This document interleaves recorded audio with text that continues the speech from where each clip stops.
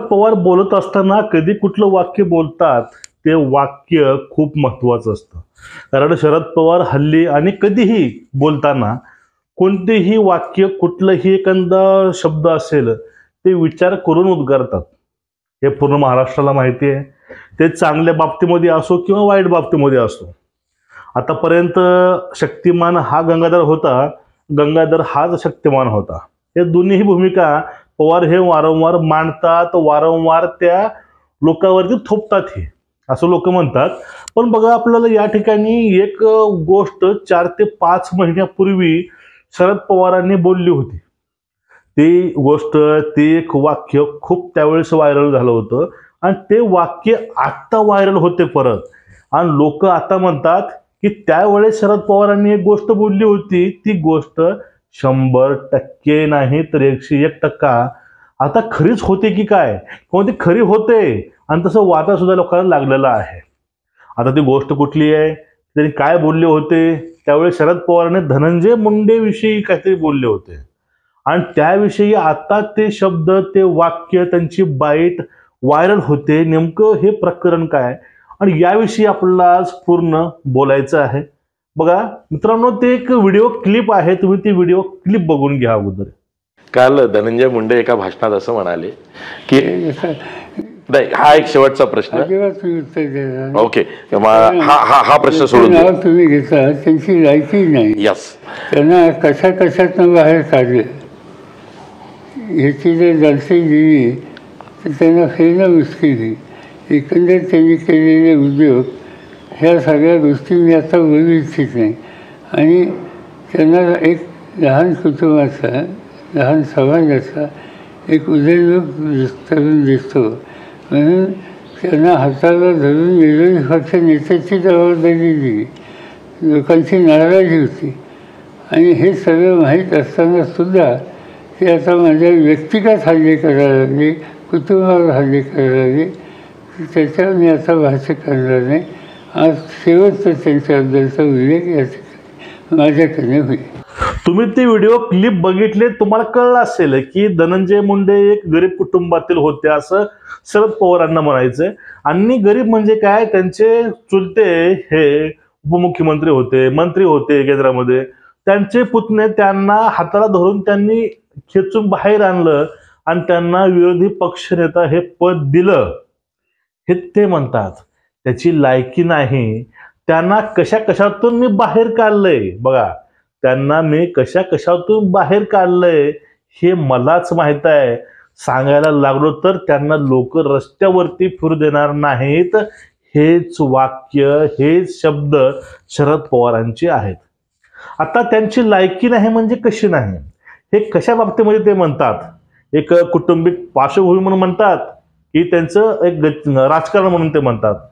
पण त्यानंतर जो पुढला प्रश्न आहे तो म्हणजे त्याला कशा कशातून बाहेर काढले हे मलाच माहिती आहे.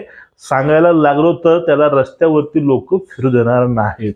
मग त्यांनी असे कुठले कामं केलेले आहेत, त्यांनी असं काय केलं आहे, याकडे लोकांची बोटं आत्ता उठायला लागलेत. त्यावेळेस शरद पवारांनी बोललं होतं, पण त्यावरती रुमर्स, या गोष्टी असतील ते आत्ता होत आहेत. बघा, त्या ज्या वेळेस ते शरद पवारांनी बोललं होतं ते आता विरोधक बोलतात. त्यामध्ये सुरेश धसाने सुद्धा वारंवार त्यांच्यावरती गंभीर आरोप केले. ते आरोप कोर्टामध्ये सिद्ध किंवा काय झाले नाही, पण ते आरोप आहेत आणि ते आरोप धसाने केलेत, संदीप क्षीरसागरने केलेत, त्यानंतर तिथले खासदार त्यांनी केलेले आहेत. असे असंख्य आरोप हे त्यांच्यावरती आले. आता त्या मसाजो गावातील सरपंच संतोष भैया देशमुख यांच्या खुनामधील जे 7 आरोपी आहेत, त्या आरोपीचे जे मालक तर ते आका म्हणतात ते वाल्मिक कराड आहेत असं पण त्या ठिकाणी बोललं गेलं. आणि मसाजो जे प्रकरण घडलंय ते प्रकरण एका खंडणीमधून घडलेलं आहे. खंडणी म्हणजे काय, एक्सटॉर्शन, म्हणजेच एखाद्याला धमकावून पैशाची मागणी करायचं आणि ती मागणी कुठे लावादा कंपनीनं मान्य केली अथवा नाही केली ते त्यांनाच माहीत, पण 2 कोटीची काहीतरी मागणी केली होती आणि त्याच्याच माध्यमातून त्याचीच वसुली करण्यासाठी हे 7 लोक मसाजोगला गेले होते. त्या ठिकाणी गेल्यानंतर तेथील लोकलचे सरपंच आणि यांच्यामध्ये तर थोडीशी वाद झाला आणि त्या वादाचं रूपांतर ह्या दर्दनाक मौतीमध्ये झालं हेपर्यंत महाराष्ट्राला माहिती आहे. पण हे एक्स्टॉर्शनची जी गोष्ट होती त्यामुळंच हे काय घडून आलं आणि त्यामध्ये दसांनी एक वारंवार आरोप केला होता. तो आरोप म्हणजे की त्याला गाडीमध्ये मारत असताना एक व्हिडिओ कॉल करण्यात आला आणि तो व्हिडिओ कॉल हा आकाला. आणि हे आका जे आहेत वाल्मिक कराड हे निकटवर्तीय फक्त धनंजय मुंडेंचेच नाहीत, त्यांचे सर्वांसोबत चांगले संबंध आहेत, त्यांच्या फोटोही आहेत. धनंजय मुंडे बोलले होते की धस सोबत सुद्धा यांचे चांगले संबंध आहेत. म्हणजे एकूणच सर्वांशी चांगले संबंध असणारा एक कार्यकर्ता नेता, त्यांच्यावरती हे बोट उचलले गेले. मग त्यावेळेस पासून हे कराड महाशय हे गायब होते, ते पळून गेले होते. त्यांच्यावरती गुन्हे होते, ते म्हणजे तो गुन्हा होता एक्स्टॉर्शनचा, खंडणीचा. मग त्यानंतर CID नेमली. देवेंद्र फडणवीसांनी अलग अलग गोष्टी सांगून त्यांनी शेवटी त्यांनी घोषित केलं की ह्या लोकांची संपत्ती आहे ती जप्त करण्याचे आदेश दिले. आणि त्यानंतर 31 तारखेला पुण्यामधून हे वाल्मिक कराड हे सरेंडर झाले. आता तर ते सरेंडर झाल्याच्या मागं सुद्धा लोकांचं खूप द्वेष आहे, रोष आहे की आतापर्यंत हा व्यक्ती एवढं फिरून तो स्वतः स्कॉर्पिओ मधून सोबत 4 ते 5 कार्यकर्ते घेऊन येऊन ते गेटला स्कॉर्पिओ लावून तो व्यक्ती सरेंडर होतो, ते पण रामराम हे मीडियाला 2 हात जोडून.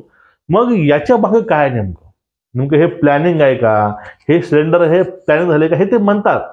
पण आपला विषय तो नाहीच मित्रांनो. तो अटक झाला, ते पुढली सुनावणी आहे, CID करेल, कोर्ट करेल.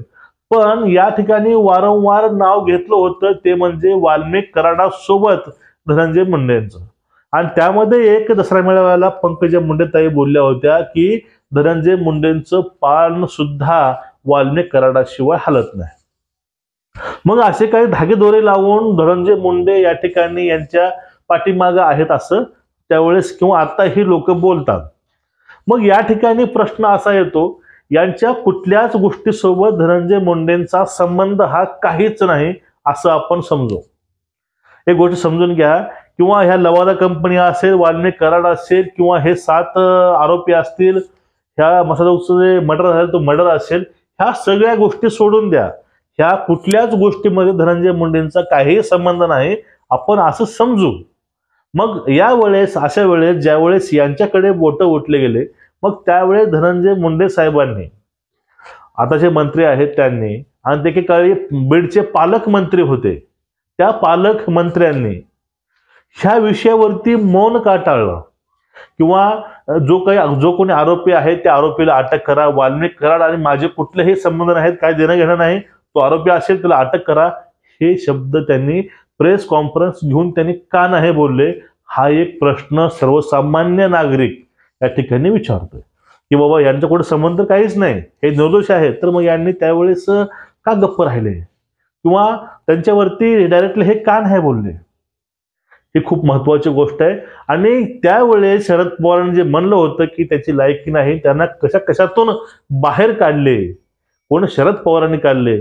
आणि ते मी तर आता सांगायला लागलो तर हे रस्त्यावरती फिरू शकणार नाही, हे वाक्य आता लोकांना अगदी खरं वाटतंय. पण एकूणच हे प्रकरण बघितलं, यामध्ये विरोधी आणि सत्ताधारी नेते यामध्ये इन्व्हॉल्व आहेत, ते बोलतात या प्रकरणावरती. पण या प्रकरणावरती शरद पवार यांनी एकही वाक्य अजून बोललं नाही. नाही ते धनंजय मुंडेविषयी बोलले, नाही ते ह्या मस्साजोगच्या प्रकरणाविषयी बोलले. म्हणजे ह्या कुठल्याच प्रकरणाविषयी ते कधीच आतापर्यंत ठोस असं बोलले नाही. मग ते शांत का आहेत, ते ह्या विषयावरती ठोस का नाही बोलले, की जे त्यांनी त्या व्हिडिओमध्ये दाखवलंय त्यांना सांगायला लागलो तर त्यांचं लोक त्यांना रस्त्यावरती फिरू देणार नाहीत, यांची पवारांना भीती वाटली की काय, असं पण लोक विचारतात.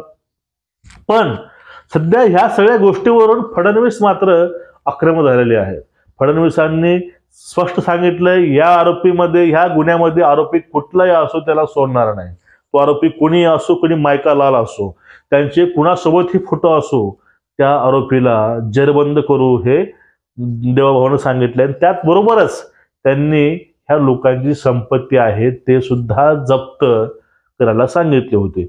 आणि काही लोक असंही बोलतात की फडणवीसांनी जे ह्यांना चेकमेट केलं होतं यांचे पूर्ण स्रोत यांचे जे सोर्स आहेत ते सोर्स पूर्ण बंद केले होते.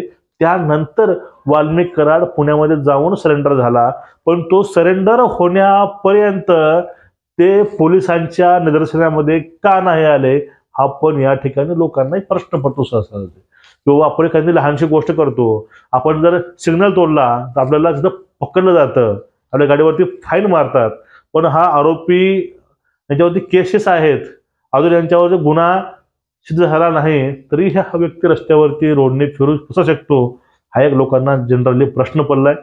आणि जे काही प्रकरण चाललंय हे प्रकरणामध्ये वारंवार लोकांच्या पुढे तोच व्हिडिओ येतोय, तो म्हणजे शरद पवारांचा. आता शरद पवारांचा तो व्हिडिओ नेमका काय सांगतोय, त्या व्हिडिओचा आता काही संबंध आहे का, आणि सर्व ह्या गोष्टीच्या पाठीमागं कुठेतरी गौडबंगाला असं चालू आहे का हा सुद्धा प्रश्न पडतोय. आणि खास म्हणजे हे चाललंय ज्यांच्यावरती आरोप झालेत आणि जे कोणी आरोपी आहेत हे सर्व मुळात शरद पवार गटांचीच लोक आहेत. ते आता सध्या अजित पवारांसोबत आहेत. म्हणजे एकूणच त्यामुळं शरद पवार अजून शांत आहेत का आणि शरद पवार याविषयी मुद्दामच काही बोलत नाहीत का, असं पण या ठिकाणी लोकांना प्रश्न पडलाय.